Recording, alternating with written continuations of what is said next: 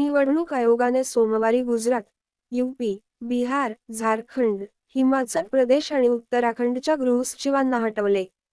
याशिवाय आयोगाने पश्चिम बंगाल पोलीस प्रमुखांना हटवण्याचे आदेशही जारी केले आहेत.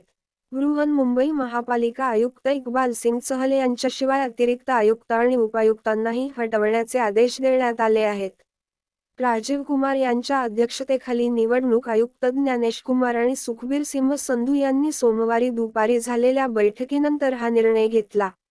काढण्याचे कारण: 7 राज्यांमध्ये काढून टाकण्यात आलेल्या अधिकाऱ्यांवर संबंधित राज्यांतील मुख्यमंत्र्यांच्या कार्यालयात दुहेरी कार्यभार होता, ज्यामुळे निवडणूक प्रक्रियेदरम्यान आवश्यक असलेल्या निष्पक्षतेशी, विशेषतः कायदा आणि सुव्यवस्था सुरक्षा दलांच्या तैनातीमध्ये तडजोड होऊ शकते.